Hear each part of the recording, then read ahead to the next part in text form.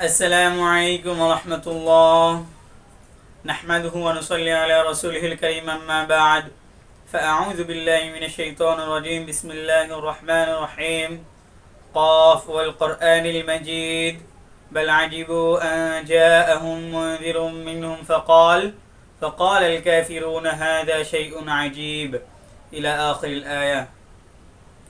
أن عبد الله بن عمر قال رسول الله صلى الله عليه وسلم يقال لصاحب القرآن اقرأ وارتق ورتل كما كنت ترتل في الدنيا فإن منزلك عند آخر آية تقرأها سنن أبي داود.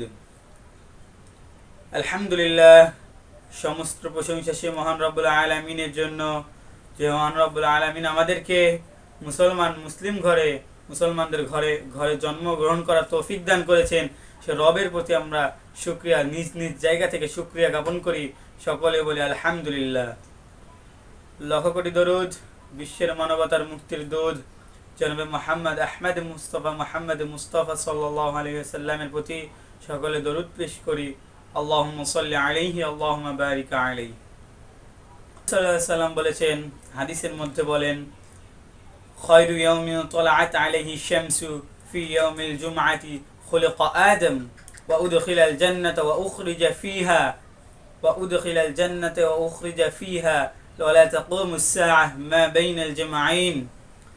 রাসূলুল্লাহ সাল্লাল্লাহু আলাইহি ওয়াসাল্লাম এই হাদিসের মধ্যে বলেছেন, খায়রু ইয়াউমিন তালাআত আলাইহি শামস, যে সমস্ত দিনে সূর্য উদিত হয় এমন প্রত্যেকটি দিনের মধ্যে আলাইহি শামসু ফি ইয়াউমিল জুমআইন, জুমার দিন হলো সর্বোত্তম। যে সমস্ত দিনে সূর্য উদিত হয় এমন প্রতিটি দিনের মধ্যে সবচেয়ে উত্তম দিন হলো জুমার দিন, কারণ এই দিনে খুলকা আদমকে সৃষ্টি করা হয়েছে, ওয়া উদখিলাল জান্নাহ, তাকে জান্নাতে প্রবেশ করানো হয়েছে, ওয়া উখরিজা মিনহা, তাকে জান্নাত থেকে বের করা হয়েছে এবং দুনিয়াতে পাঠানো হয়েছে, ওয়া লা তাকুমুস সাআহ, এবং আল্লাহ সুবহানাহু ওয়া তাআলা এই দিনে কিয়ামত সংঘটিত করবেন। এই জন্য রাসূলুল্লাহ সাল্লাল্লাহু আলাইহি ওয়াসাল্লাম চতুর্দিকে থেকে দেখে আমাদেরকে তাগিদ করলো যে জুমার দিন হলো প্রতিটি দিনের থেকে অধিক উত্তম, অতি উত্তম, আল্লাহ রাব্বুল আলামিনের কাছে অতি উত্তম দিন হলো জুমার দিন। রাসূলুল্লাহ সাল্লাল্লাহু আলাইহি ওয়াসাল্লাম বলেছেন, আরো বলেছেন, তোমরা যে দুইটা উৎসব পালন করো, ঈদুল ফিতর এবং ঈদুল আজহা, এই দুই দিনের থেকে আল্লাহ সুবহানাহু ওয়া তাআলার কাছে জুমার দিন হলো পবিত্র, জুমার দিন হলো অতি উত্তম। এজন্য এই জুমার দিন আল্লাহর রাসূল সাল্লাল্লাহু আলাইহি ওয়াসাল্লাম আমাদেরকে দুইটা আমল বেশি বেশি করতে বলেছেন। নাম্বার 1 আমল, যে রাসূলুল্লাহ সাল্লাল্লাহু আলাইহি ওয়াসাল্লামের প্রতি দরুদ পেশ করা।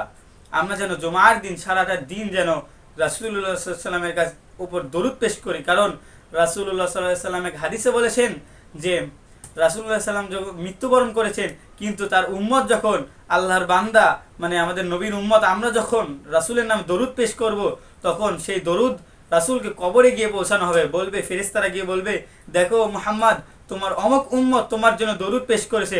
তখন সেই রাসূল আমাদের জন্য আল্লাহর কাছে দোয়া করবে, আল্লাহ, যে ব্যক্তি আমার উপর দরুদ পেশ করলো, তুমি তার জীবনকে যেন তুমি আলোকিত করে দাও। এবং এই দোয়া করার পরে তিনি রাসূলুল্লাহ সাল্লাল্লাহু আলাইহি ওয়াসাল্লাম বলবে, সে যেন জান্নাতি হইতে পারে এবং সে যেন হাসরের মাঠে আমার সাথে সাক্ষাৎ করতে পারে। এই দোয়া রাসূলুল্লাহ সাল্লাল্লাহু আলাইহি ওয়াসাল্লাম কবর থেকে করবে। নাম্বার 2, দ্বিতীয়টি আমাদেরকে বলেছেন, মান ক্বারাআ সূরাতুল কাহফি ফি ইয়াউমিল জুমআইন আদাআ লাহুন নূর মা বাইনাল জামআইন। রাসূলুল্লাহ এই হাদিসে বলছেন, আমাদের কোরআনে, মহাগ্রন্থ আল কোরআনে কারিমে 15 নম্বর পারার 2 নম্বর সূরা সূরাতুল কাহফ তেলাওয়াত করতে বলেছেন। জুমার দিনে বেশি বেশি এই সূরা কাহফ তেলাওয়াত করার তাকিদ দিয়েছেন, কারণ এই আজকে এই সপ্তাহের জুমাতে আপনি সূরা কাহফ তেলাওয়াত করবেন এবং পরবর্তী জুমা আসা পর্যন্ত আপনার অন্তর, আপনার কলব আসমানে চমকাইতে থাকবে। সমস্ত পৃথিবীর 18,000 মাখলুকাত, পিঁপড়া থেকে শুরু করে নিয়ে সাগরের মাছ পর্যন্ত আপনার এই কল্পকে দেখে দোয়া করতে থাকবে আল্লাহর কাছে, যে আল্লাহ, এই কল্পটি যেই ব্যক্তিরই হোক না কেন, আপনি তাকে জান্নাত দান করেন, আপনি তাকে ক্ষমা করে দেন আপনার কল্প। এই হাদিস থেকে রাসূলুল্লাহ সাল্লাল্লাহু আলাইহি ওয়াসাল্লাম বলেন, এই হাদিসে মান ক্বারাআ, যে ব্যক্তি পড়লো সূরাতুল কাহফি, সূরা কাহফ তেলাওয়াত করলো, মা বাইনাল জামআইন, মানে জুমার দিনে, আদাআ লাহুন নূর, তার দিল মানে অন্তরটি আলোর মতো চমকাইতে থাকবে আসমানে, এবং সেই দিলকে দেখে সারা দুনিয়া 18,000 মাখলুকাত, শুধু মানুষ দেখতে পারবে না, জিন জাতিও দেখতে পারবে, সবাই তার জন্য, সেই ব্যক্তির জন্য দোয়া করবে এবং আল্লাহ রাব্বুল আলামিনের কাছে ক্ষমা চাইবে সেই ব্যক্তির জন্য, যে আল্লাহ, তুমি সেই ব্যক্তিকে ক্ষমা করে দাও। অতএব রাসূলুল্লাহ সাল্লাল্লাহু আলাইহি ওয়াসাল্লাম আমাদেরকে এই দুইটি জিনিস বেশি বেশি জুমার দিন করতে বলছে, কারণ জুমার দিন তো প্রত্যেকটা দিনের থেকে জুমার দিন আল্লাহর কাছে অতি উত্তম দিন। এই দিনে এই দুইটি আমল যেন আমরা বেশি বেশি করতে পারি, এই বলে আমি আমার সংক্ষিপ্ত বক্তব্য শেষ করতেছি। ওয়া আখিরু দাওয়ানা আনিল হামদুলিল্লাহি রাব্বিল আলামিন। আসসালামু আলাইকুম ওয়া রাহমাতুল্লাহি ওয়া বারাকাতুহু।